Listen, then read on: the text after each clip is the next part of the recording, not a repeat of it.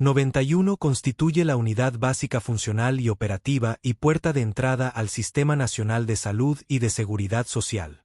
D. Unidad de atención primaria. Sistema de salud y atención primaria. Tema 1. Conceptos fundamentales y niveles de atención. 1. ¿Qué se entiende por puerta de entrada al Sistema Nacional de Salud? Respuesta: la unidad de atención primaria. Es el primer contacto que tiene la población con el sistema de salud, donde se resuelven los problemas más frecuentes y se deriva a otros niveles si es necesario. 2. Define qué es la atención primaria de salud, APS. Respuesta: es la estrategia y el nivel básico del sistema de salud. Se caracteriza por ser el primer contacto, integral, continua, coordinada y accesible para toda la población. 3. ¿Cuál es la unidad básica funcional y operativa del sistema de salud?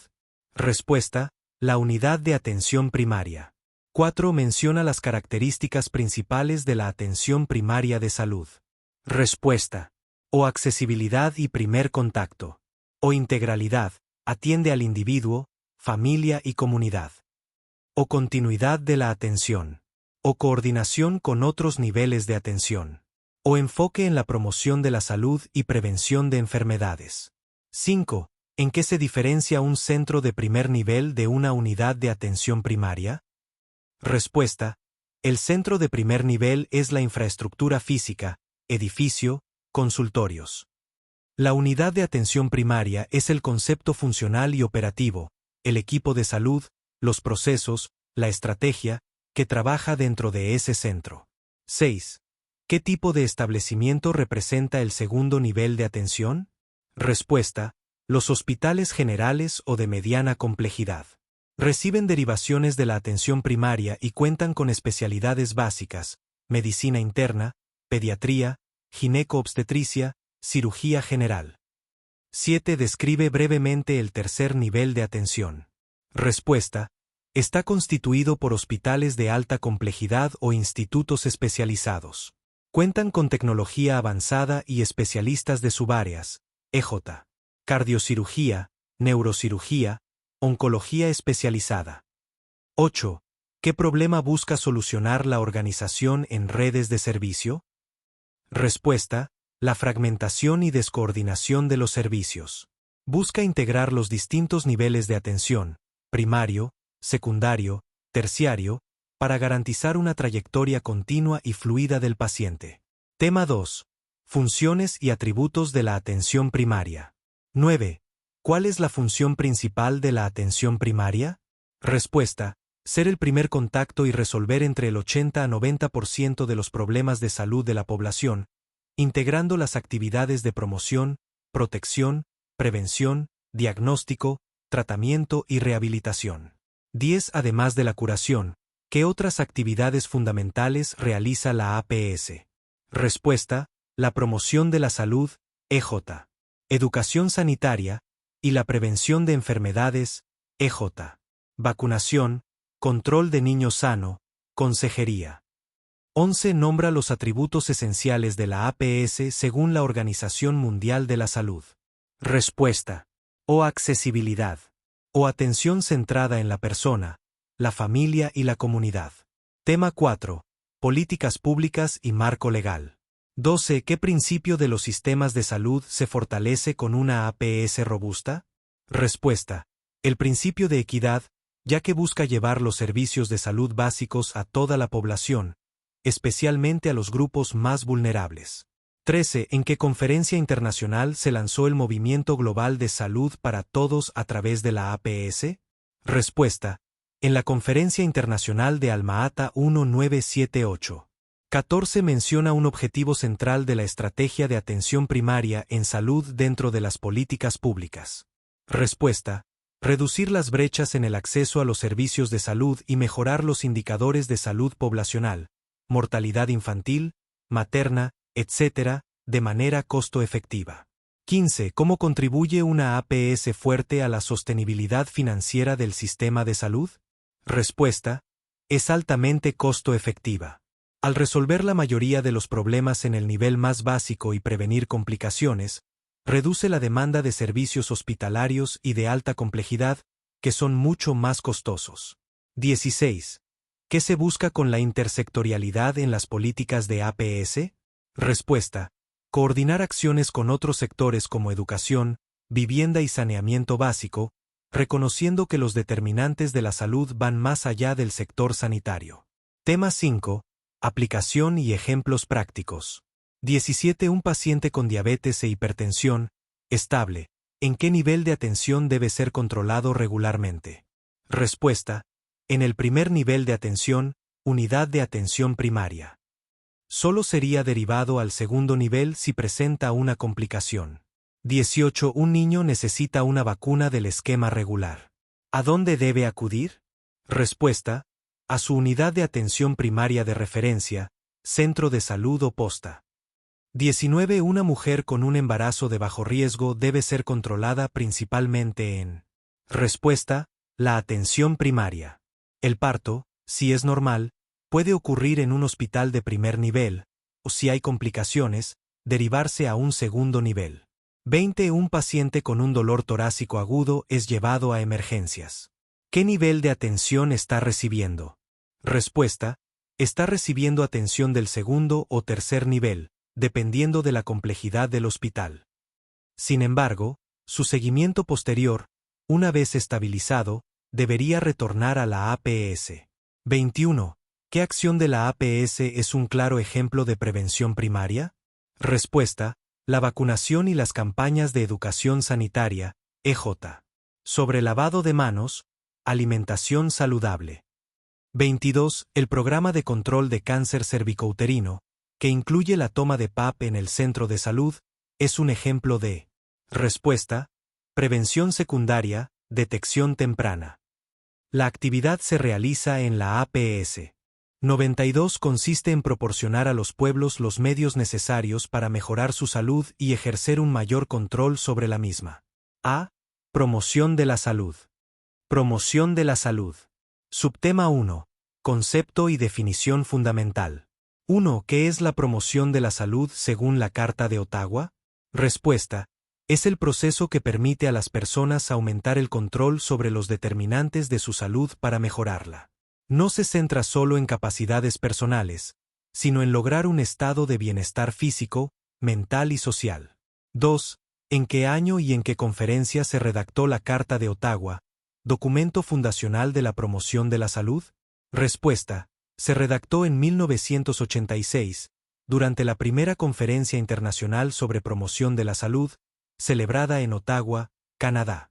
3. La frase proporcionar a los pueblos los medios necesarios para mejorar su salud y ejercer un mayor control sobre la misma es la definición central de ¿qué concepto? Respuesta. Es la definición central de la promoción de la salud. 4. ¿Cuál es el objetivo último de la promoción de la salud? Respuesta.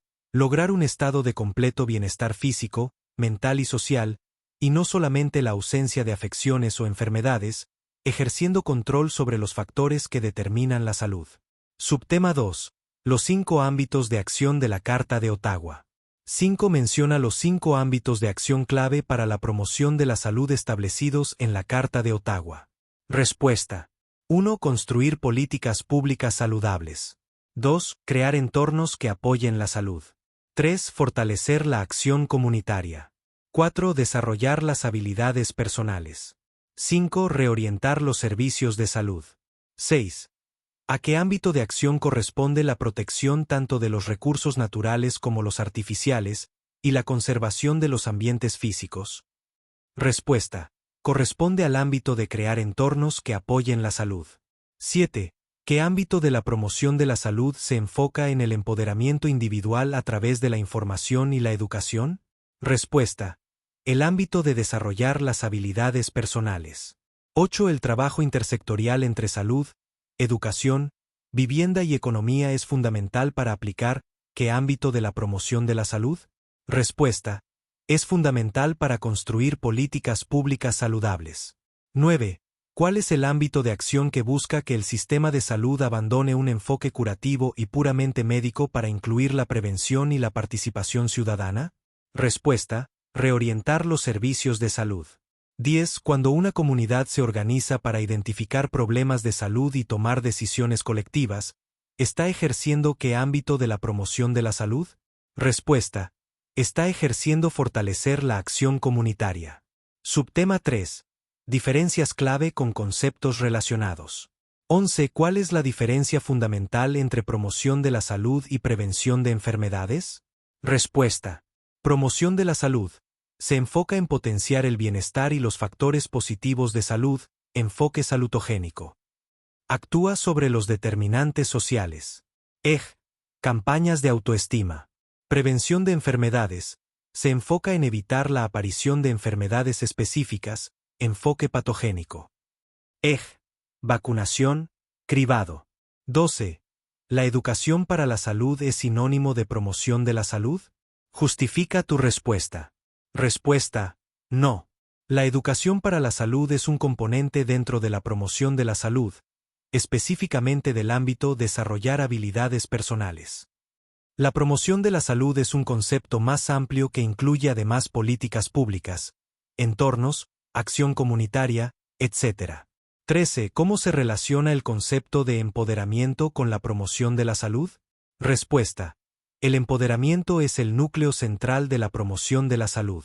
Es el proceso mediante el cual las personas y comunidades adquieren un mayor control sobre las decisiones y acciones que afectan a su salud. 14. ¿Qué concepto se refiere a la justicia y equidad en la distribución de los recursos para la salud, mientras que la promoción de la salud se refiere al proceso para alcanzarla? Respuesta. El concepto es equidad en salud. La promoción de la salud es una estrategia clave para lograr la equidad. Subtema 4. Determinantes sociales de la salud y la promoción. 15. ¿Qué son los determinantes sociales de la salud, DSS? Respuesta. Son las condiciones en las que las personas nacen, crecen, viven, trabajan y envejecen. Estos determinantes están influenciados por la distribución del dinero, el poder y los recursos a nivel global, nacional y local. 16. Nombra al menos 4 ejemplos de determinantes sociales de la salud. Respuesta. Nivel de ingresos, educación, empleo y condiciones laborales, redes de apoyo social, acceso a servicios sanitarios, entorno físico, vivienda, agua, aire. 17. ¿Por qué la promoción de la salud debe actuar sobre los determinantes sociales? Respuesta. Porque estos determinantes son los principales responsables de las inequidades en salud, las desigualdades injustas y evitables. Actuar sobre ellos permite abordar las causas profundas de los problemas de salud. 18. La acción construir políticas públicas saludables de la Carta de Ottawa actúa principalmente sobre qué nivel de los determinantes de la salud? Respuesta.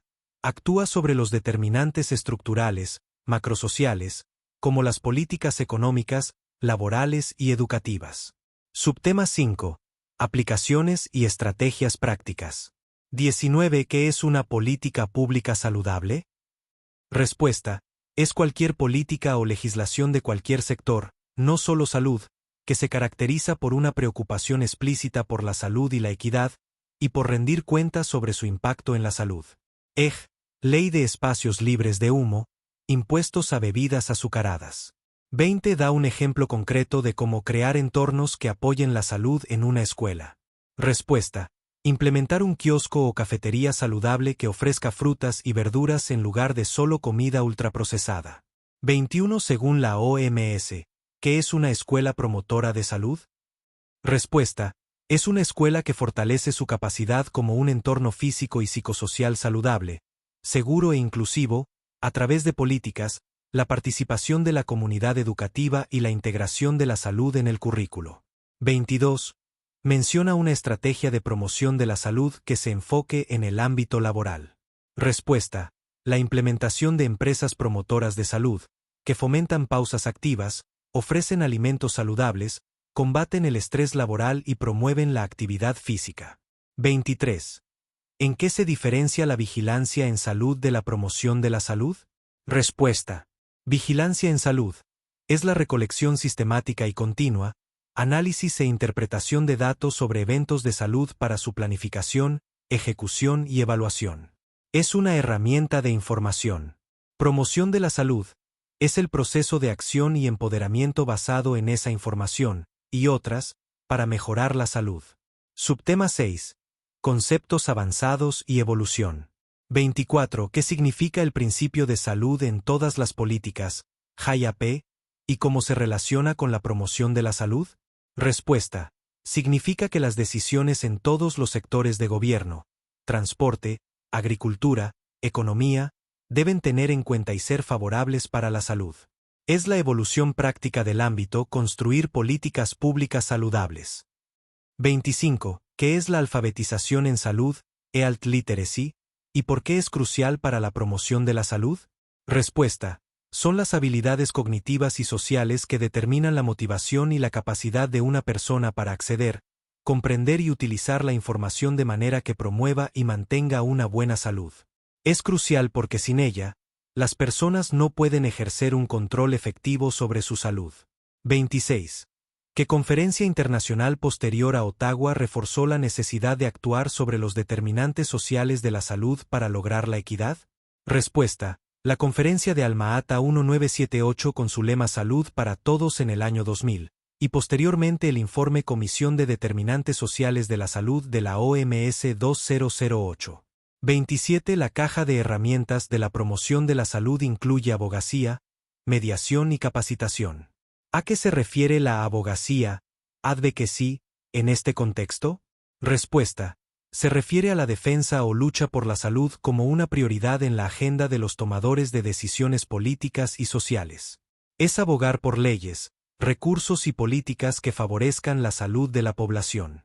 93. La siguiente corresponde a la primera fase de la mitosis celular. D. Profase. Mitosis celular. Fases de la mitosis. 1. ¿Cuál es el orden correcto de las fases de la mitosis? Respuesta. Profase, metafase, anafase, telofase. 2. ¿Qué evento marca el inicio de la profase? Respuesta. La condensación de la cromatina en cromosomas visibles. 3. ¿En qué fase los cromosomas se alinean en el plano ecuatorial de la célula? Respuesta. Metafase. 4. ¿Qué sucede con los centrómeros durante la anafase? Respuesta. Los centrómeros se dividen y las cromátidas hermanas se separan. 5. ¿Qué eventos caracterizan a la telofase? Respuesta. Los cromosomas se descondensan. Se reforma la membrana nuclear. El uso mitótico se desorganiza. Estructuras y componentes. 6. ¿Qué es el cinetocoro y cuál es su función? Respuesta. Es una estructura proteica en el centrómero que sirve como sitio de anclaje para los microtúbulos del uso mitótico. 7. ¿Qué diferencias existen entre centrómero y cinetocoro? Respuesta. Centrómero, región especializada del cromosoma donde se unen las cromátidas hermanas. Cinetocoro, estructura proteica sobre el centrómero que se une a los microtúbulos. 8. ¿Qué tipos de microtúbulos forman el uso mitótico? Respuesta. Microtúbulos cinetocóricos. Microtúbulos polares. Microtúbulos astrales. 9. ¿Qué son las cromátidas hermanas? Respuesta. Son las dos copias idénticas de un cromosoma replicado, unidas por el centrómero. Eventos clave por fase. 10. ¿Qué ocurre con la membrana nuclear durante la profase? Respuesta. Se desorganiza y fragmenta en vesículas. 11. ¿Cómo se organizan los cromosomas durante la metafase? Respuesta. Se alinean en la placa metafásica, plano ecuatorial, con los cinetocoros orientados hacia polos opuestos. 12. ¿Qué fuerza impulsa el movimiento de los cromosomas en la anafase? Respuesta. El acortamiento de los microtúbulos cinetocóricos y el alargamiento de los microtúbulos polares. 13. ¿Qué eventos de la telofase son inversos a los de la profase? Respuesta. Descondensación cromosómica versus condensación. Reformación de la membrana nuclear versus desorganización. Regulación y control. 14. ¿Qué es el punto de control de la metafase? Respuesta. Mecanismo que verifica que todos los cromosomas estén correctamente unidos al uso mitótico antes de iniciar la anafase. 15. ¿Qué proteínas regulan la transición entre fases mitóticas? Respuesta. Las ciclinas y las quinasas dependientes de ciclinas, CDK. 16. ¿Qué evento desencadena el inicio de la anafase? Respuesta: la activación del complejo promotor de la anafase que degrada la coesina. Diferencias y comparaciones. 17. ¿En qué se diferencia la mitosis en células animales y vegetales? Respuesta: animales, formación de surco de segmentación. Vegetales, formación de fragmoplasto y placa celular. 18. ¿Qué diferencia a la mitosis de la meiosis? Respuesta: hemitosis, una división, dos células diploides idénticas. Meiosis, dos divisiones, cuatro células haploides genéticamente distintas. 19. ¿Cómo difiere la citocinesis en células animales y vegetales? Respuesta: animales, por estrangulamiento, surco de segmentación. Vegetales, por formación de placa celular. Términos y definiciones. 20. Define. Cromátida. Respuesta: cada una de las dos copias idénticas de un cromosoma replicado. 21. Define. Uso mitótico. Respuesta: estructura formada por microtúbulos que organiza y separa los cromosomas. 22. Define. Placa metafásica. Respuesta: plano imaginario en el ecuador de la célula donde se alinean los cromosomas durante la metafase. 23. Define. Centrosoma. Respuesta: centro organizador de microtúbulos que forma los polos del uso mitótico. Procesos asociados. 24. ¿Qué ocurre durante la interfase previa a la mitosis? Respuesta: fase G1. Crecimiento celular. Fase S. Replicación del ADN. Fase G2. Preparación para la división. 25. ¿Cómo se garantiza la distribución equitativa del material genético? Respuesta: mediante la correcta unión de los microtúbulos a los cinetocoros y el punto de control de la metafase. 26. ¿Qué papel juegan los microtúbulos en la mitosis? Respuesta: capturar y alinear cromosomas. Separar cromátidas hermanas. Determinar los polos de la célula. Preguntas de integración. 27. ¿Qué pasaría si falla el punto de control de la metafase? Respuesta: podría producirse una distribución cromosómica desigual, aneuploidía. 28. ¿Por qué es esencial la condensación cromosómica en la profase? Respuesta: para evitar enredos y facilitar el movimiento y distribución de los cromosomas. 29. ¿Cómo contribuye la mitosis al crecimiento y reparación de tejidos? Respuesta: permite la producción de células hijas genéticamente idénticas para mantener la integridad tisular. 30. ¿Qué consecuencias tendría una falla en la citocinesis? Respuesta: se formarían células binucleadas o multinucleadas. 94. El término de osmolaridad se refiere a C. Osmoles por litro de solución. Osmolaridad, osmolalidad y propiedades coligativas. Definiciones fundamentales. 1. ¿Qué es la osmolaridad? La osmolaridad es la concentración de partículas osmóticamente activas por litro de solución, expresada en osmoles/litro, osm/L. 2. ¿Qué es la osmolalidad? La osmolalidad es la concentración de partículas osmóticamente activas por kilogramo de solvente, expresada en osmoles/kilogramo de agua, osm/kgHO. 3. ¿Cuál es la diferencia clave entre osmolaridad y osmolalidad? Osmolaridad se basa en el volumen total de la solución, L de solución.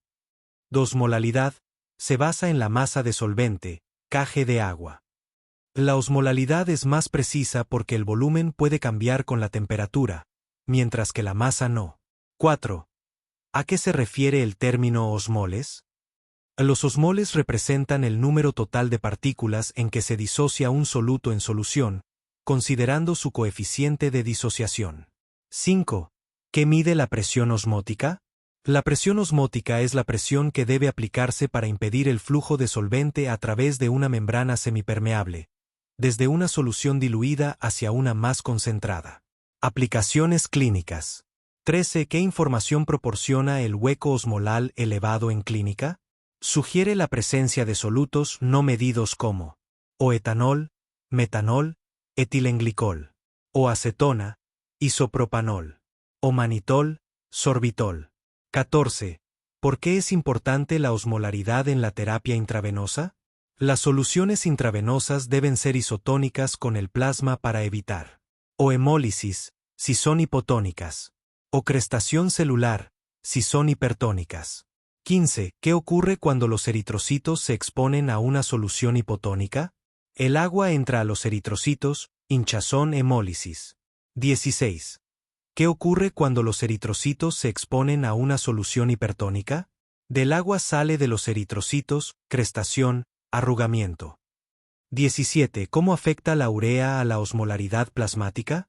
La urea contribuye a la osmolaridad calculada, pero atraviesa libremente las membranas celulares, por lo que no causa movimiento de agua entre compartimentos. 18. ¿Qué solutos son efectivos para generar presión osmótica? Solutos que no atraviesan libremente las membranas biológicas. ONA, K, glucosa, en ausencia de insulina. O manitol, sorbitol. 19. ¿Por qué la medición directa de osmolalidad es más confiable que el cálculo? Porque detecta solutos anormales no incluidos en la fórmula de cálculo. 20. ¿Qué condiciones pueden aumentar el hueco osmolal? Intoxicación por alcoholes, metanol, etilenglicol. Cetoacidosis diabética, cuerpos cetónicos. Insuficiencia renal, acumulación de solutos. Soluciones y tonicidad.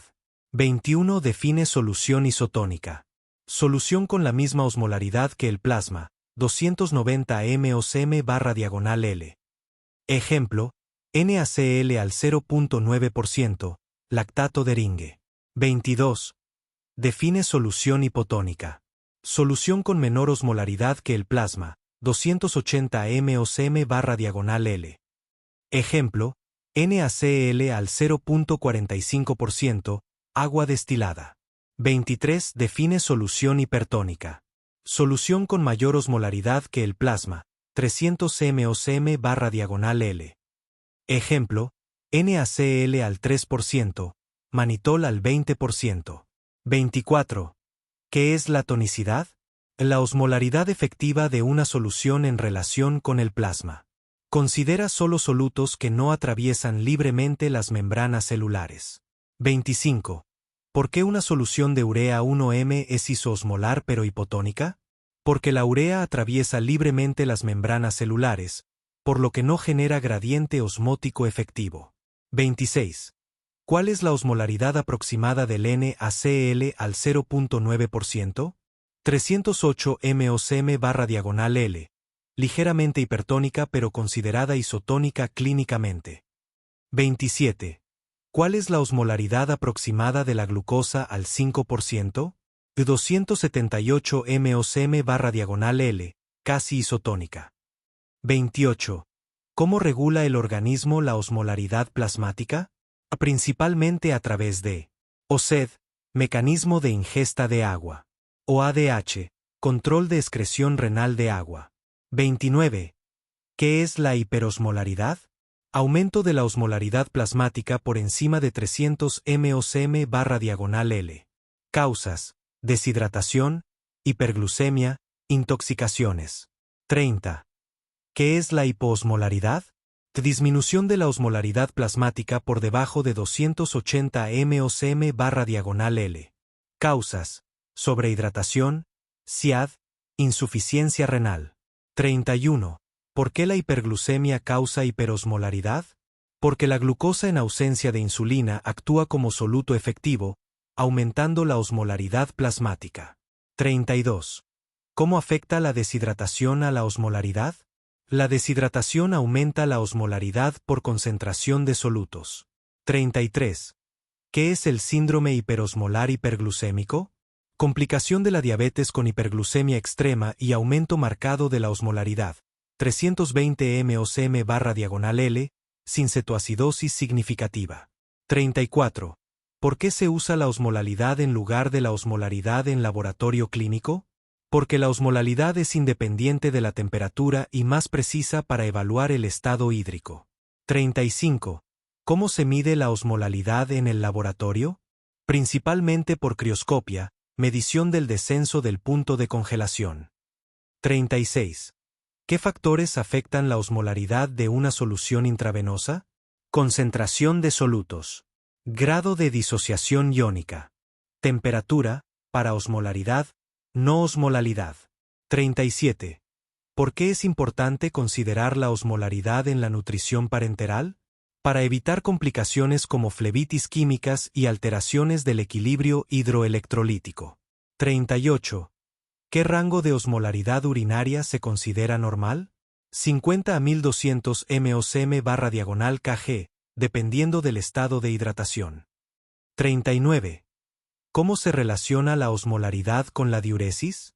A mayor osmolaridad urinaria, menor volumen de orina, orina concentrada. A menor osmolaridad urinaria, mayor volumen de orina, orina diluida. 95. ¿Cuál es el principal nervio involucrado en la masticación?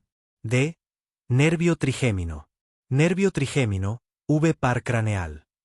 Subtema 1. Generalidades y núcleos. 1.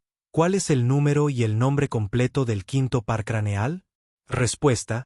Es el quinto par craneal, conocido como nervio trigémino. 2. ¿Cuál es la principal característica funcional del nervio trigémino? Respuesta. Es un nervio mixto, que contiene fibras motoras y sensitivas. 3. Menciona los 3 núcleos sensitivos principales del trigémino y su función general. Respuesta. 1. Núcleo mesencefálico.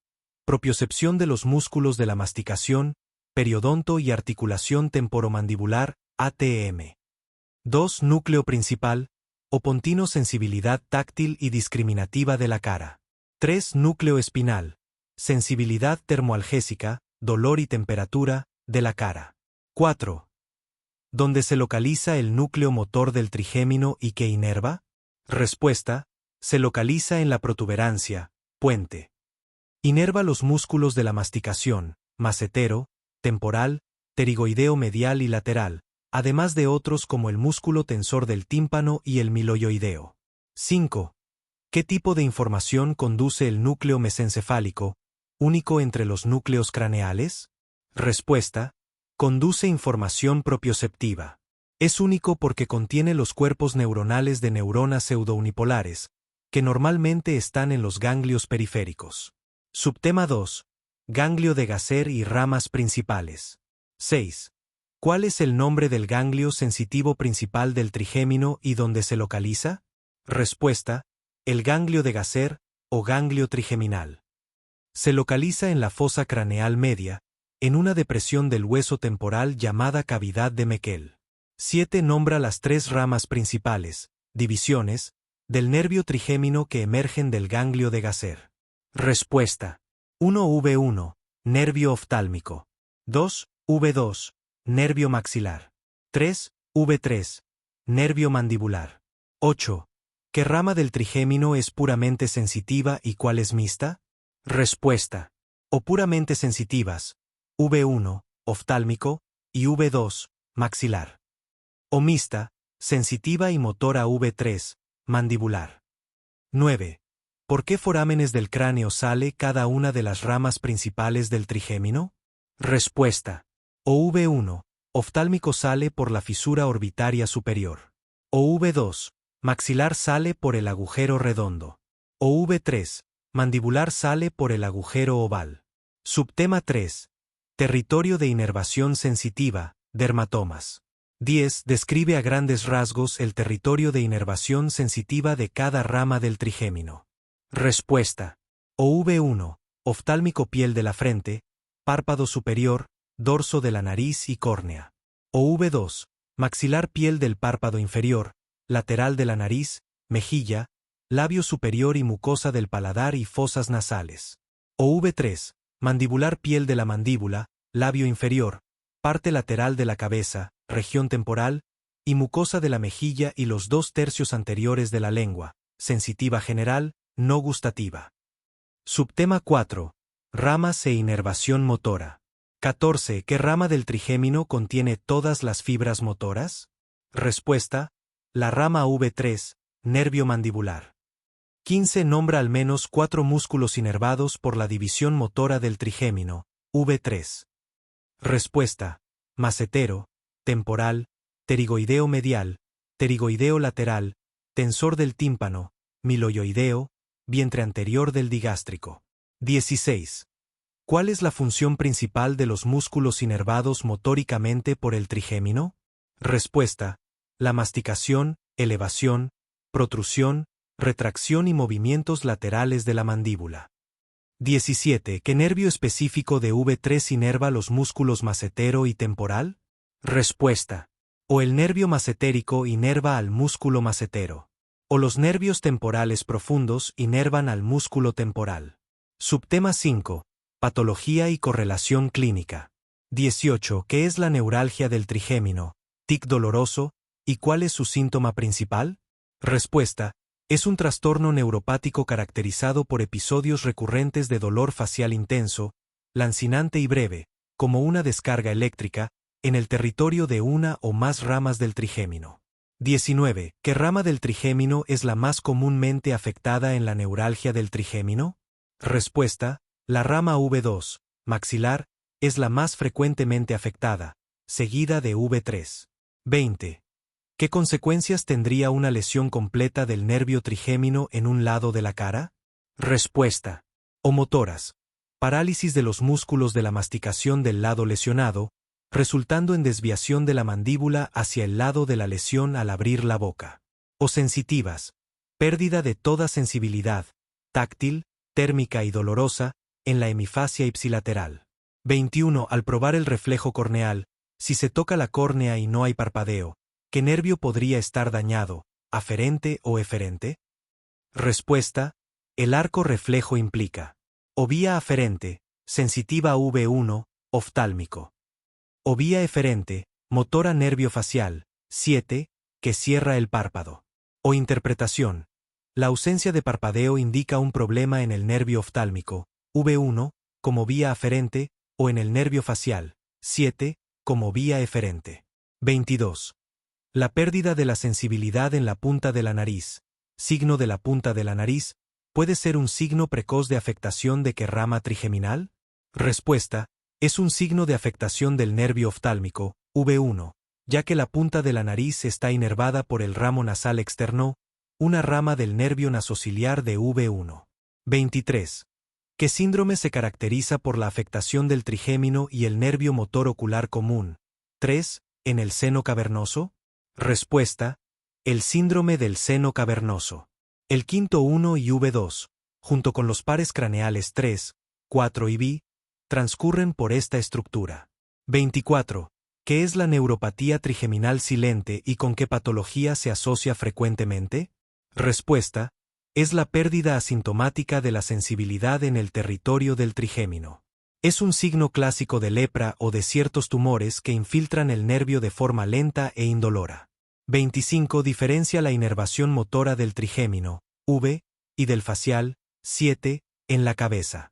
Respuesta: o nervio trigémino, V inerva músculos derivados del primer arco faríngeo, masticación, macetero, temporal, pterigoideos. O nervio facial, 7 inerva músculos derivados del segundo arco faríngeo, expresión facial, orbicular de los ojos, orbicular de la boca, buccinador, etc. 26. ¿Qué nervio es responsable de la sensación gustativa en los 2/3 anteriores de la lengua? ¿Y el trigémino qué sensibilidad provee en esa misma zona? Respuesta: o gusto, sensitivo especial nervio facial, 7, a través de la cuerda del tímpano. O sensibilidad general, tacto, temperatura, dolor nervio trigémino, V3, a través del nervio lingual. 27. ¿Cuál es el principal nervio involucrado en la masticación? Respuesta: el nervio trigémino, V3, componente motor. 96. ¿Qué hormona contienen los anticonceptivos de acción prolongada usados por vía subcutánea? C. Progestágeno. Guía de estudio, anticonceptivos hormonales. Subtema 1. Conceptos básicos y mecanismos de acción. 1. ¿Cuáles son los dos principales mecanismos de acción de los anticonceptivos hormonales combinados, estrógeno y progestágeno? E inhibición de la ovulación. Suprimen la liberación de GnRH, FSH y LH, evitando el pico ovulatorio. Alteración del moco cervical. Los progestágenos lo espesan, dificultando el paso de los espermatozoides. Alteración del endometrio. Los progestágenos producen un endometrio atrófico, no receptivo para la implantación. 2. ¿Cuál es el mecanismo de acción principal de los anticonceptivos que contienen solo progestágenos? Minipíldora, implante, DIU hormonal. Alteración del moco cervical, espesamiento, es su mecanismo principal y más constante. Inhibición de la ovulación. Esto es variable y depende de la dosis y tipo de progestágeno. La minipíldora no la inhibe consistentemente, el implante sí. Alteración del endometrio. 3. Nombra las 3 funciones anticonceptivas que logran los progestágenos. 1. Espesamiento del moco cervical. 2. Inhibición de la ovulación, dosis dependiente. 3. Atrofia del endometrio. 4. ¿Qué hormona es fundamental para inhibir la ovulación en los anticonceptivos combinados y cómo lo logra? El estrógeno. Suprime la FSH, evitando el reclutamiento y desarrollo folicular. Subtema 2. Anticonceptivos de solo progestágenos, ACH. 5. ¿Qué hormona contienen los anticonceptivos de acción prolongada usados por vía subcutánea, implantes? Progestágeno, EG. Etonogestrel en el implanon/diagonal Nesplanon. 6. Menciona los 3 tipos de anticonceptivos que contienen únicamente progestágenos. 1. Minipíldora, oral. 2. Implante subdérmico. 3. Inyectable de progestágeno solo, EG. Acetato de medroxiprogesterona. 4. DIU hormonal, EG. Levonorgestrel. 7. ¿Por qué la ventana de toma de la minipíldora, progestágeno solo, es más estricta, 3 horas, comparada con la píldora combinada, 12 a 24 horas? Porque su mecanismo principal es el espesamiento del moco cervical, un efecto que necesita niveles hormonales sostenidos. Un retraso mayor a 3 horas puede permitir que el moco se vuelva penetrable again, reduciendo la eficacia. 8. ¿Cuál es un efecto secundario común y molesto de los anticonceptivos de solo progestágenos? Sangrado irregular, spotting y amenorrea, debido al efecto del progestágeno sobre el endometrio. 9. ¿Qué anticonceptivo de solo progestágenos es considerado el más efectivo, 1% de fallo, y tiene una duración de 3 años? Del implante subdérmico, EG, Nesplanon. 10. ¿Qué progestágeno se utiliza específicamente en el implante subdérmico más común? Etonogestrel. Subtema 3. Anticonceptivos combinados, ACO. 11. Nombra las 3 vías de administración disponibles para los anticonceptivos combinados, estrógeno y progestágeno. 1. Oral, píldora. 2. Transdérmica, parche. 3. Vaginal, anillo. 12. ¿Qué tipo de estrógeno se utiliza en la mayoría de los anticonceptivos orales combinados modernos? Etinilestradiol. El estradiol valerato y el hemidrato de estradiol son opciones más nuevas. 13. ¿Cuál es la principal diferencia farmacológica entre el etinilestradiol y el estradiol natural? El etinilestradiol es un derivado semisintético, mucho más potente y con una vida media más larga que el estradiol natural, ya que es resistente a la metabolización hepática. 14. ¿Qué efecto tiene el componente de progestágeno en los sacos sobre el moco cervical? Lo espesa, formando una barrera gelatinosa que impide la ascensión de los espermatozoides. 15. ¿Qué significa que un ACO sea monofásico, bifásico o trifásico? En monofásico, la dosis de estrógeno y progestágeno es constante en todas las píldoras activas. Bifásico/diagonal trifásico, las dosis de hormonas, generalmente del progestágeno, varían en 2 o 3 fases a lo largo del ciclo, imitando más de cerca el ciclo natural. Subtema 4. Anticonceptivos inyectables. 16. Nombra los 2 tipos principales de anticonceptivos inyectables y su composición. 1. Inyectable solo de progestágeno. Acetato de medroxiprogesterona, DMPA. 2. Inyectable combinado. Estradiol cipionato y acetato de medroxiprogesterona. 17. ¿Cada cuánto se debe administrar la inyección de acetato de medroxiprogesterona, DMPA? Cada 12 semanas, 3 meses. 18. ¿Cuál es un efecto secundario a largo plazo y potencialmente reversible del DMPA? Pérdida de densidad mineral ósea, DMO, por lo que se recomienda su uso con precaución en adolescentes y mujeres con otros factores de riesgo de osteoporosis. Subtema 5. Dispositivos intrauterinos, DIU. 19. ¿Qué hormona libera el DIU hormonal? EG. Mirena marca registrada. ¿Y cuál es su duración aproximada? Levonorgestrel. Su duración es de 5 a 8 años, dependiendo de la dianza y la indicación. 5 años para anticoncepción, 8 para sangrado excesivo. 20. ¿Cuál es el mecanismo de acción local principal del DIU hormonal? Efecto local sobre el endometrio, lo hace atrófico y no receptivo, además de espesar el moco cervical. La inhibición de la ovulación no es constante y ocurre solo en algunos ciclos, especialmente en los primeros meses. 21. ¿En qué se diferencia el mecanismo de acción del DIU de cobre del DIU hormonal? El DIU de cobre actúa principalmente a través de una reacción inflamatoria estéril en el endometrio que es tóxica para espermatozoides y óvulos, impidiendo la fecundación. 22. Nombra una ventaja clave del DIU hormonal sobre el DIU de cobre en cuanto a los efectos secundarios. El DIU hormonal disminuye significativamente la cantidad y duración del sangrado menstrual, incluso puede causar amenorrea, mientras que el DIU de cobre suele aumentar el sangrado y los cólicos menstruales. Subtema 6. Efectos adversos y contraindicaciones. 23. ¿Cuál es el efecto adverso grave más asociado a los anticonceptivos combinados, ACO, que contienen etinilestradiol? Aumento del riesgo de eventos tromboembólicos venosos, trombosis. 24. Según los criterios médicos de elegibilidad de la OMS, categoría 4, ¿cuáles son 2 contraindicaciones absolutas para el uso de ACO? Historia previa de trombosis venosa profunda, TBP, o embolia pulmonar, EP. Migraña con aura. Cáncer de mama actual. Enfermedad hepática grave, cirrosis, hepatitis activa. Edad mayor a 35 años y fumadora, 15 cigarrillos/diagonal día. 25. ¿Por qué el hábito tabáquico en mujeres mayores de 35 años es una contraindicación relativa/diagonal absoluta para los ACO? Porque tanto el tabaquismo como los estrógenos son factores de riesgo independientes para enfermedad tromboembólica. Su combinación sinergiza el riesgo de eventos cardiovasculares como trombosis, infarto agudo de miocardio y accidente cerebrovascular. 26. ¿Qué anticonceptivo hormonal es de primera elección para una mujer con contraindicación para estrógenos? EG. ¿Historia de trombosis? Cualquier anticonceptivo de solo progestágenos, implante, DIU hormonal, minipíldora, inyectable, o el DIU de cobre. 27.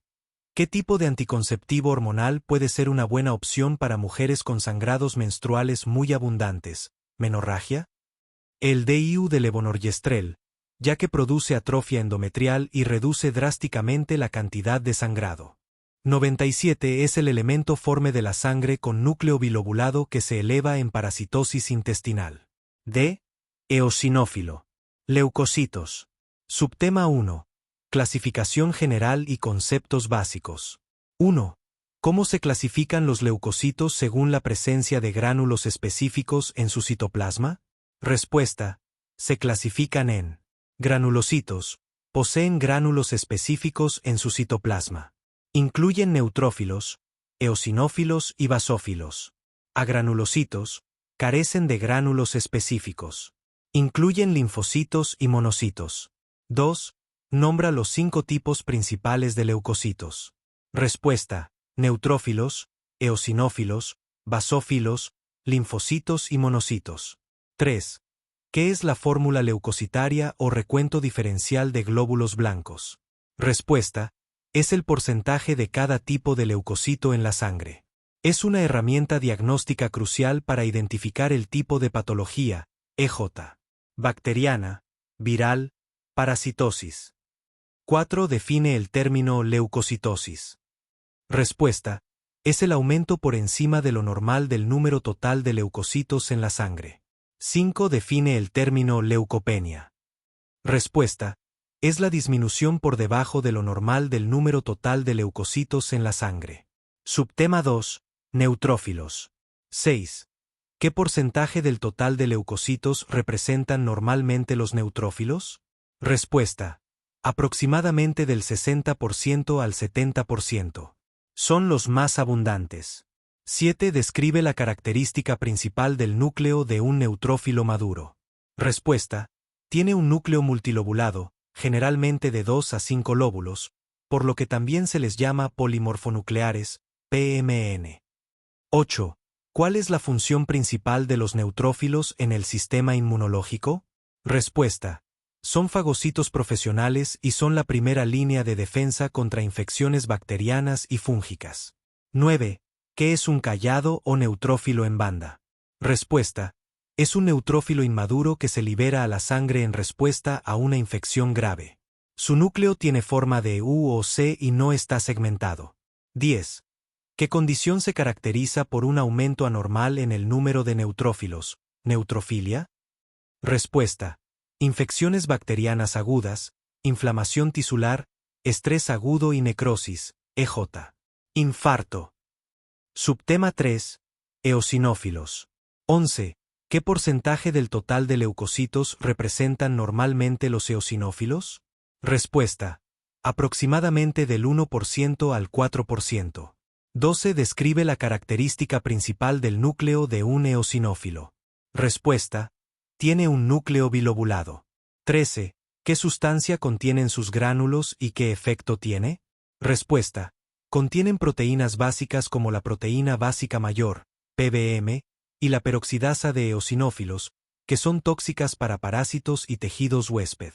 14. Nombra las dos principales condiciones o enfermedades en las que se eleva el recuento de eosinófilos, eosinofilia. Respuesta. 1. Infecciones parasitarias, especialmente por helmintos, gusanos intestinales. 2. Enfermedades alérgicas, como el asma, la rinitis alérgica y la dermatitis atópica. 15. ¿Por qué los eosinófilos son efectivos contra parásitos grandes? Respuesta. Como son demasiado grandes para ser fagocitados, los eosinófilos se adhieren a ellos y liberan el contenido de sus gránulos citotóxicos directamente sobre su superficie, dañándolos. Subtema 4. Basófilos. 16.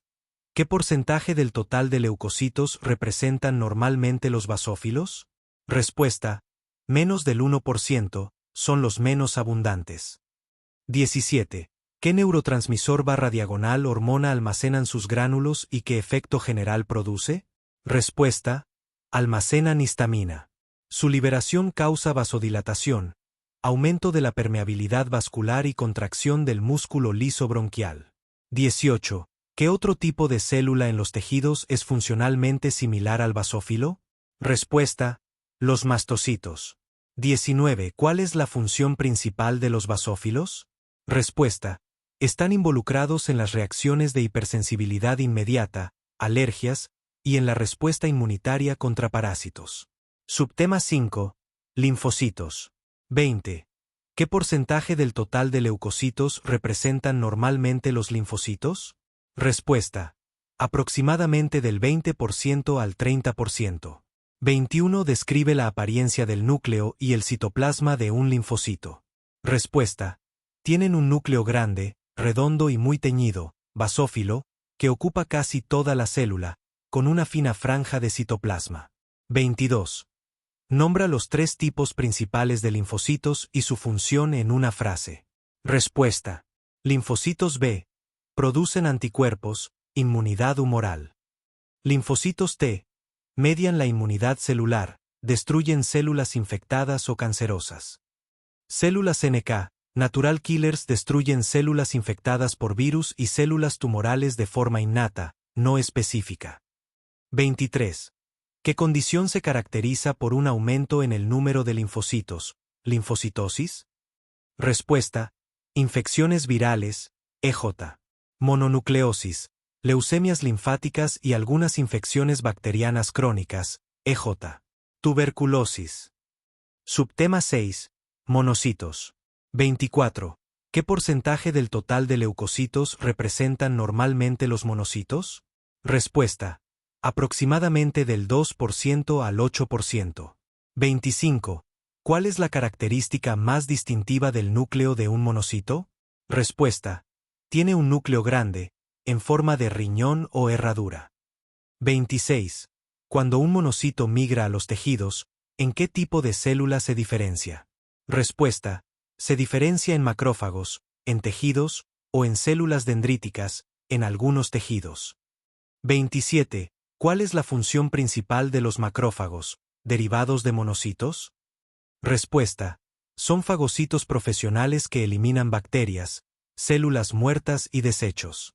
Además, presentan antígenos a los linfocitos para iniciar la respuesta inmunitaria adaptativa. 28. En un paciente con una infección bacteriana aguda, EJ. Apendicitis. ¿Qué tipo de leucocito esperarías encontrar elevado? Respuesta. Neutrófilos, neutrofilia, a menudo con presencia de callados, desviación a la izquierda.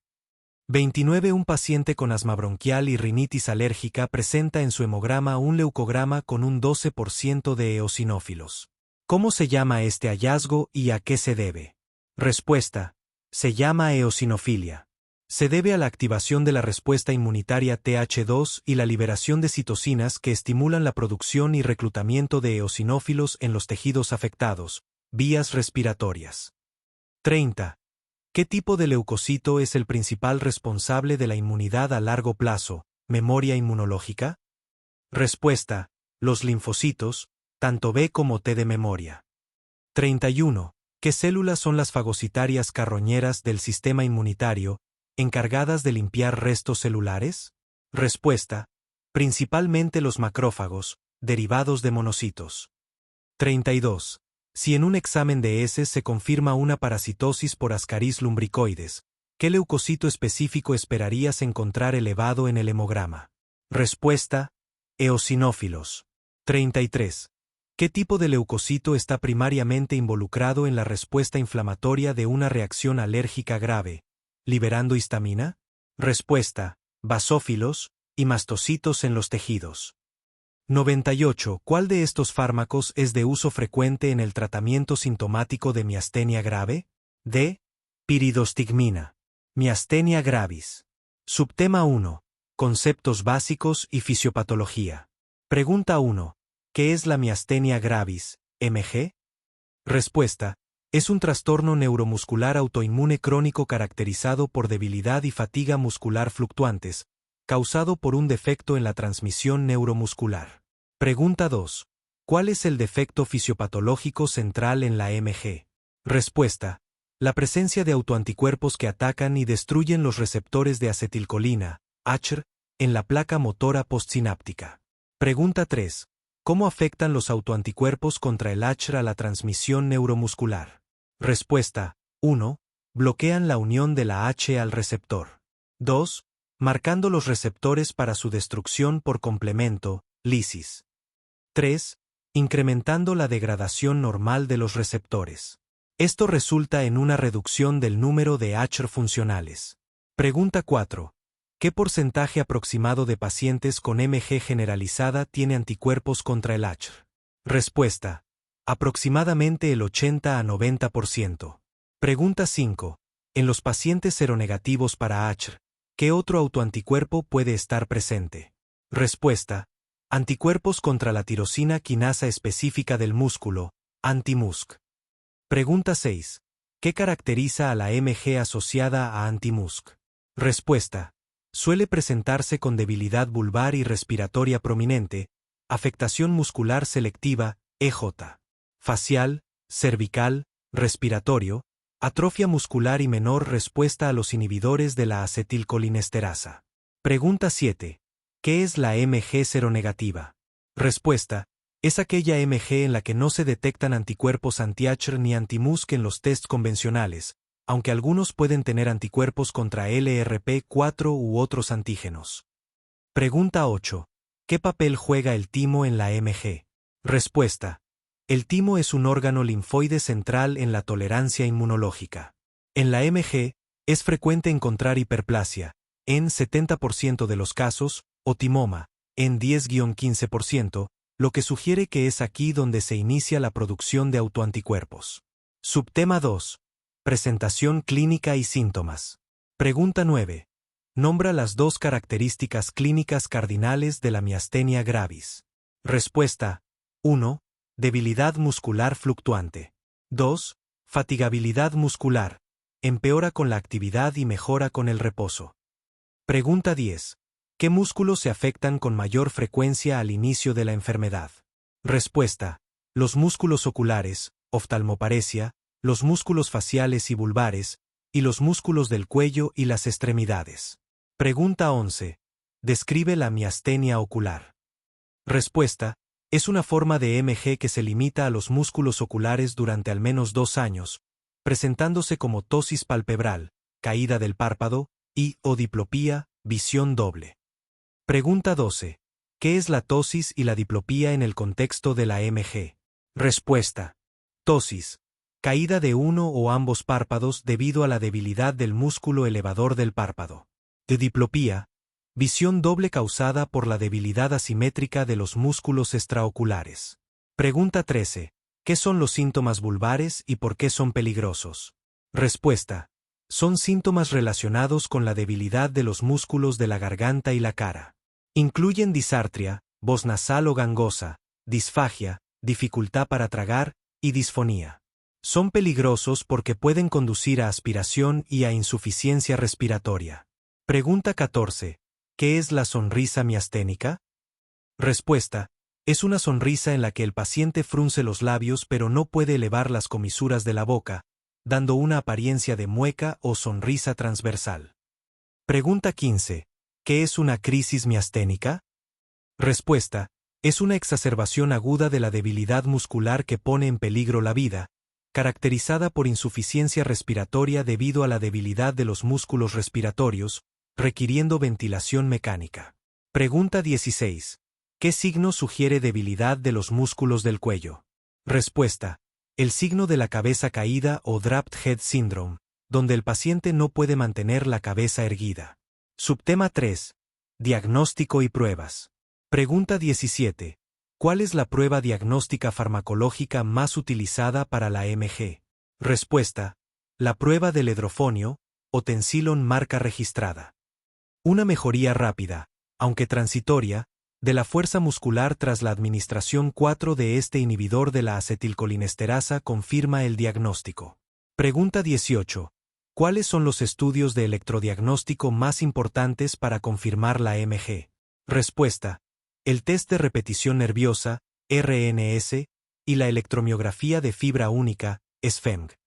El RNS muestra una disminución progresiva de la amplitud del potencial de acción muscular compuesto, CMAP, con la estimulación repetitiva. La SFEMG es la prueba más sensible, mostrando jitter o bloqueo aumentado. Pregunta 19. ¿Qué se busca en los estudios serológicos para diagnosticar la MG? Respuesta. Autoanticuerpos en suero, principalmente antirreceptor de acetilcolina, ACR, y si son negativos, anti-MuSK y anti-LRP4. Pregunta 20. ¿Qué estudio de imagen es crucial en el estudio inicial de un paciente con MG y por qué? Respuesta. La tomografía computarizada, TC, o resonancia magnética, RM, de tórax. Es crucial para evaluar el timo y descartar la presencia de un timoma. Pregunta 21. ¿Qué maniobra física simple se puede realizar en la consulta para demostrar la fatigabilidad? Respuesta. Pedir al paciente que mantenga la mirada hacia arriba para observar el empeoramiento de la ptosis, o que mantenga los brazos extendidos para observar cómo caen progresivamente. Pregunta 22. ¿Qué es el fenómeno de miastenia congénita y en qué se diferencia de la MG autoinmune? Respuesta. Son un grupo de trastornos hereditarios no autoinmunes causados por mutaciones genéticas que afectan a proteínas de la unión neuromuscular. Se diferencia de la MG en que no hay autoanticuerpos, suele iniciarse en la infancia y no se asocia a patología tímica. Subtema 4. Tratamiento y manejo. Pregunta 23. ¿Cuál es el tratamiento sintomático de primera línea para la MG? Respuesta. Los inhibidores de la acetilcolinesterasa, como la piridostigmina, aumentan la disponibilidad de acetilcolina en la hendidura sináptica. Pregunta 24. Nombra los tratamientos inmunomoduladores utilizados en la MG. Respuesta. 1. Corticosteroides, prednisona son la primera línea de inmunosupresión. 2. Agentes de ahorro de esteroides. Azatioprina, micofenolato, tacrolimus, ciclosporina. 3. Terapias de rápida acción. Inmunoglobulinas intravenosas, IVIG, e intercambio de plasma, plasmaféresis. Pregunta 25. ¿Cuál es el único tratamiento potencialmente curativo para la MG y en qué pacientes está indicado? Respuesta: la timectomía, extirpación quirúrgica del timo. Está indicada en pacientes con timoma, obligatoria, y en muchos pacientes con MG generalizada anti-HR positivo sin timoma, menores de 60 años, para mejorar el control de la enfermedad a largo plazo. Pregunta 26. ¿Para qué se utilizan la plasmaféresis y la CIVIG? Respuesta: son tratamientos de rescate o preparación para situaciones agudas, como una crisis miasténica, o previo a una cirugía. La plasmaféresis elimina los anticuerpos patógenos de la sangre, y la CIVIG modulan la respuesta inmune. Pregunta 27. ¿Qué fármacos están absolutamente contraindicados en pacientes con MG debido al riesgo de agravamiento severo? Respuesta: relajantes musculares despolarizantes, succinilcolina, y no despolarizantes. Antibióticos, aminoglucósidos, gentamicina, fluoroquinolonas, ciprofloxacino, macrólidos, eritromicina. Bloqueantes beta. Magnesio 4. Quinina, quinidina, procainamida. Pregunta 28. ¿Cuál es el objetivo del manejo a largo plazo de la MG? Respuesta: lograr la remisión o mínimas manifestaciones, MM, con la menor dosis posible de medicamentos, permitiendo al paciente una calidad de vida normal. Pregunta 29. Según la Fundación de Miastenia Gravis de América, MGFA, ¿cómo se clasifica la MG clínicamente? Respuesta: clase I, cualquier debilidad ocular, sin debilidad en otros músculos. Clase 2, debilidad leve que afecta a otros músculos además de los oculares. Clase 3, debilidad moderada. Clase 4, debilidad severa. Clase V, intubación necesaria. 99. El proceso inflamatorio está mediado primordialmente por la degranulación de C. Mastocitos. Proceso inflamatorio. Subtema 1. Células centrales en la inflamación. 1. ¿Qué células son consideradas los guardianes principales de la respuesta inflamatoria aguda y por qué? Respuesta: los mastocitos. Porque son los primeros en degranularse en respuesta a un daño tisular o a un patógeno, liberando mediadores preformados, como la histamina, que inician la vasodilatación y el aumento de la permeabilidad vascular. 2. Nombra los 3 tipos principales de granulocitos involucrados en la inflamación. Respuesta: basófilos, eosinófilos, neutrófilos. 3. Además de los mastocitos, ¿qué otras 2 células liberan histamina? Respuesta: los basófilos y las plaquetas. 4. ¿Qué célula es la primera en llegar al foco inflamatorio desde la sangre? Respuesta: el neutrófilo.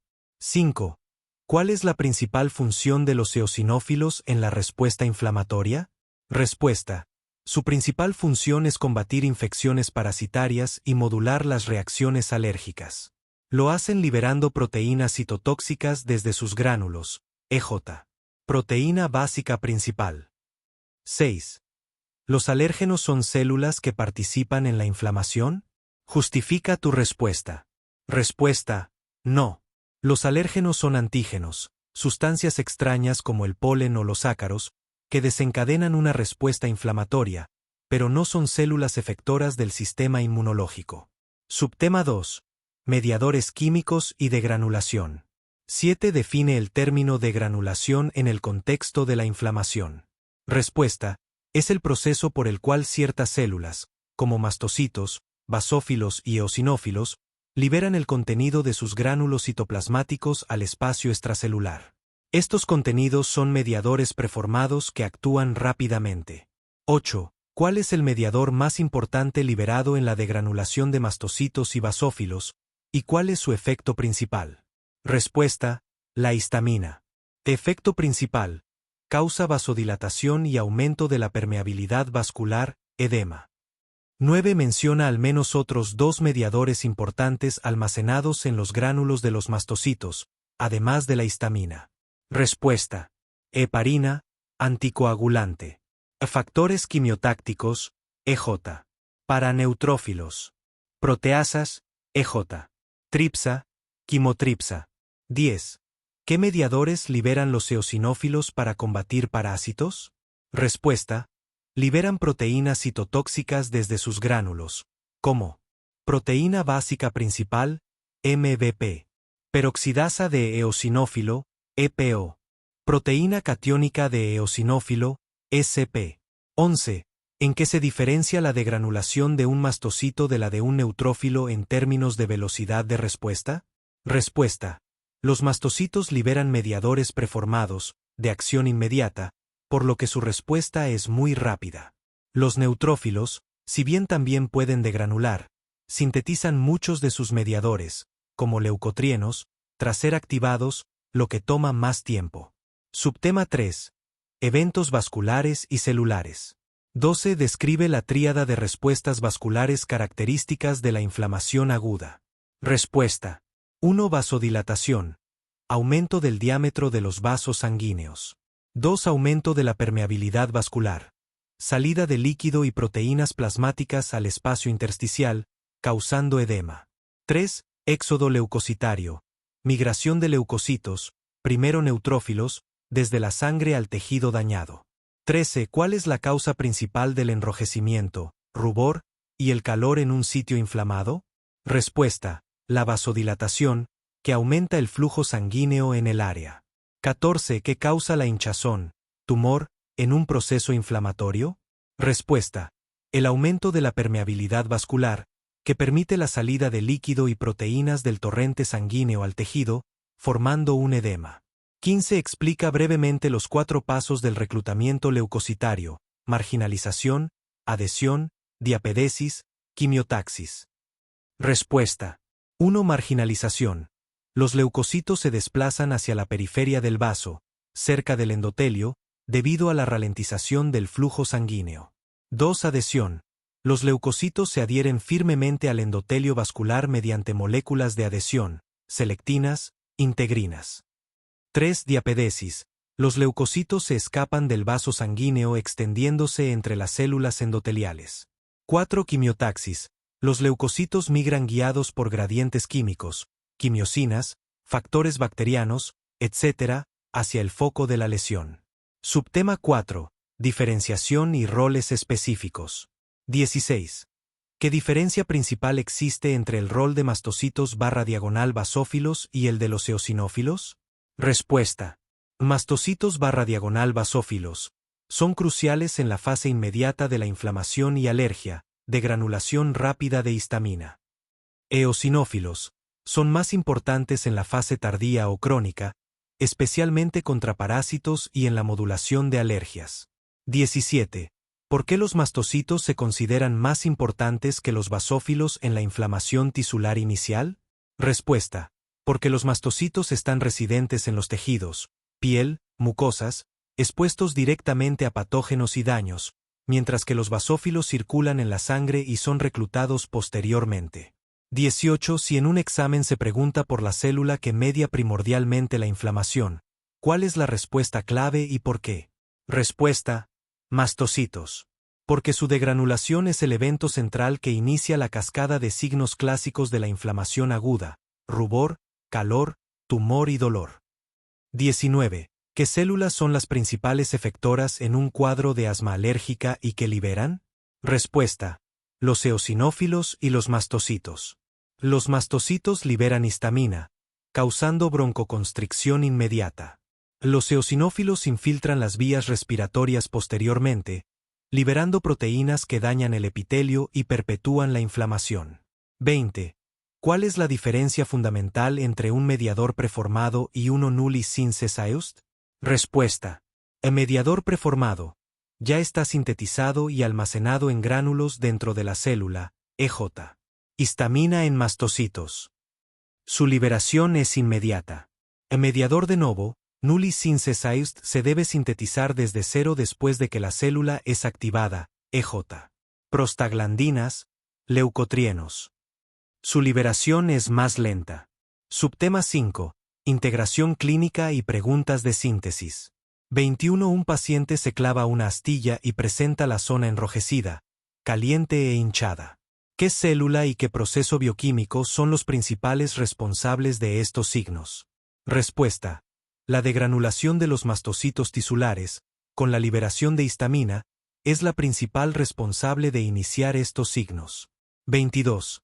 En un análisis de sangre de un paciente con una suspected parasitic infection, ¿qué tipo de leucocito esperarías encontrar elevado? Respuesta. Se esperaría encontrar eosinofilia, niveles elevados de eosinófilos. 23. ¿Por qué un antihistamínico es efectivo para reducir los síntomas de una reacción alérgica leve? Respuesta. Porque bloquea los receptores de la histamina, impidiendo que este mediador, liberado por mastocitos y basófilos, ejerza sus efectos de vasodilatación, aumento de la permeabilidad y picor. 24. Ordena cronológicamente la llegada de estas células al sitio de inflamación. Linfocitos, mastocitos, neutrófilos, macrófagos. Respuesta. 1. Mastocitos, ya están en el tejido. 2. Neutrófilos, minutos a horas. 3. Macrófagos, horas a días. 4. Linfocitos, días, en la inflamación crónica. 25.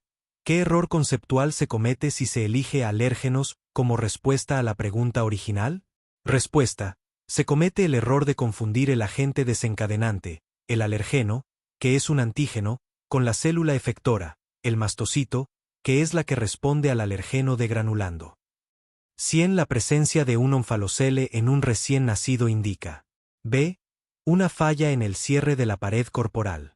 Onfalocele vs gastrosquisis. Subtema 1. Definición y embriología básica. 1. ¿Qué es un onfalocele? Respuesta. Es un defecto congénito de la pared abdominal en el cual las vísceras abdominales, intestinos, hígado, se hernian a través de la base del cordón umbilical y están cubiertas por una membrana sacular compuesta por peritoneo y amnios. 2. ¿Qué es una gastrosquisis? Respuesta. Es un defecto congénito de la pared abdominal, casi siempre lateral al cordón umbilical, generalmente a la derecha, por donde se evisceran las asas intestinales sin estar cubiertas por una membrana protectora. 3. ¿Cuál es la causa embriológica fundamental del onfalocele? Respuesta. Una falla en el cierre de los pliegues abdominales, cefálico, caudal y laterales, durante la 4ª a 6ª semana de desarrollo embrionario. 4. ¿Cuál es la causa embriológica fundamental de la gastrosquisis? Respuesta. Se cree que es una falla en la vascularización o un defecto de la pared corporal lateral, probablemente en la 4ª semana, que resulta en un cierre incompleto del anillo umbilical. Otra teoría postula una ruptura vascular que causa necrosis e perforación. 5. ¿Qué evento del desarrollo normal explica la presencia de intestino en el cordón umbilical de forma fisiológica? Respuesta. La hernia fisiológica del intestino medio. Entre la 6ª y 10ª semana, las asas intestinales crecen más rápido que la cavidad abdominal y se proyectan dentro del celoma extraembrionario en la base del cordón umbilical. 6. ¿Qué sucede si el intestino no retorna a la cavidad abdominal después de la hernia fisiológica? Respuesta. Se produce un onfalocele. La clave es el fallo en el retorno del contenido, que ocurre normalmente hacia la 10ª a 12ª semana. Subtema 2. Características clínicas y diagnóstico. 7. ¿Cuál es la diferencia clave en la apariencia macroscópica entre onfalocele y gastrosquisis? Respuesta. El onfalocele presenta una membrana sacular que cubre las vísceras, mientras que en la gastrosquisis las vísceras están expuestas directamente al líquido amniótico. 8. ¿Dónde se localiza típicamente el defecto en un onfalocele? Respuesta. En la base del cordón umbilical, central. 9. ¿Dónde se localiza típicamente el defecto en una gastrosquisis? Respuesta. Lateral al cordón umbilical, casi siempre a la derecha. 10. ¿Qué órgano se encuentra comúnmente fuera del abdomen en un onfalocele grande que no se ve en la gastrosquisis? Respuesta. El hígado. Es muy común en onfalocele y muy raro en gastrosquisis. 11. ¿Cuál de estos dos defectos se asocia con un alto riesgo de otras malformaciones congénitas? Respuesta: el onfalocele. Hasta en un 50 a 70% de los casos. 12. Menciona al menos 3 síndromes o anomalías cromosómicas asociadas comúnmente al onfalocele. Respuesta: 1. Síndrome de Beck-Quid-Wiedemann, macroglosia, gigantismo, hipoglucemia. 2. Trisomía 18, síndrome de Edwards. 3. Trisomía 13, síndrome de Patau. 13. La gastrosquisis suele ser una malformación aislada o sindrómica. Respuesta: suele ser una malformación aislada. No suele asociarse a anomalías cromosómicas u otros síndromes. 14. ¿Cómo se puede sospechar el diagnóstico prenatal de estos defectos? Respuesta: mediante ecografía obstétrica. Se visualizan las vísceras abdominales fuera de la cavidad, notando la presencia, onfalocele, o ausencia, gastrosquisis, de la membrana cubierta. 15. ¿Qué hallazgo en un análisis de alfa-fetoproteína, AFP, materna sería sugerente de un defecto abierto de pared abdominal? Respuesta: niveles elevados de AFP. Esto es típico de la gastrosquisis, donde las vísceras están expuestas. En el onfalocele, si la membrana está intacta, la AFP puede ser normal. Subtema 3. Manejo y complicaciones. 16. ¿Cuál es una de las primeras medidas críticas en el manejo inicial del recién nacido con gastrosquisis? Respuesta: cubrir las vísceras expuestas con un apósito estéril y transparente, como una bolsa de plástico o saran wrap, para prevenir la pérdida de calor y la desecación del intestino. 17. ¿Por qué el manejo del líquido y electrolitos es crucial en los bebés con gastrosquisis? Respuesta: porque las asas intestinales expuestas sufren una pérdida insensible de líquido y calor muy significativa, lo que lleva a deshidratación y hipotermia rápidamente. 18. Nombra 2 complicaciones intestinales comunes y específicas de la gastrosquisis. Respuesta: 1. Ileo paralítico prolongado, por la exposición al líquido amniótico. 2. Estenias o atresias intestinales, por compromiso vascular del mesenterio en el defecto. 19. ¿En qué consiste el tratamiento quirúrgico definitivo para estos defectos? Respuesta: la reducción del contenido abdominal y el cierre de la pared abdominal. Puede ser primario, en un solo tiempo, o gradual, usando un silo o bolsa que se reduce progresivamente. 20. ¿Por qué a veces es necesario el uso de un silo o bolsa de Silastic? Respuesta: porque la cavidad abdominal del recién nacido es hipoplásica, pequeña, y no tiene capacidad para albergar todo el contenido eviscerado de inmediato. El silo permite una reducción lenta y progresiva para evitar el síndrome compartimental abdominal. 21. ¿Qué síndrome se puede desarrollar si se cierra la pared abdominal de manera forzada con un contenido visceral demasiado grande? Respuesta: el síndrome compartimental abdominal, que compromete la perfusión de los órganos intraabdominales y la función respiratoria por aumento de la presión intraabdominal. 22. ¿Qué problema metabólico debe monitorizarse activamente en un recién nacido con onfalocele, especialmente si se sospecha síndrome de Beck-Quid-Wiedemann? Respuesta: la hipoglucemia. 23. Menciona una complicación postoperatoria común tanto para onfalocele como para gastrosquisis. Respuesta: la dificultad para la alimentación enteral y la nutrición parenteral prolongada, que a su vez puede llevar a colestasis y fallo hepático. 24. Completa la tabla. Onfalocele vs gastrosquisis. Característica. 25. Si un pediatra ve un recién nacido con intestinos expuestos y cubiertos por una membrana delgada y transparente, ¿cuál es el diagnóstico más probable? Respuesta: onfalocele. 26. Un recién nacido prematuro de una madre adolescente presenta asas intestinales edematosas, congestionadas y sin membrana de cobertura. El cordón umbilical es normal. ¿Cuál es el diagnóstico? Respuesta: gastrosquisis. 27. ¿Cuál de los dos defectos tiene generalmente un mejor pronóstico a largo plazo en casos aislados? Respuesta: la gastrosquisis. Aunque tiene un postoperatorio complejo, al ser una malformación aislada, su pronóstico es mejor que el del onfalocele, que conlleva la alta morbilidad de sus malformaciones asociadas.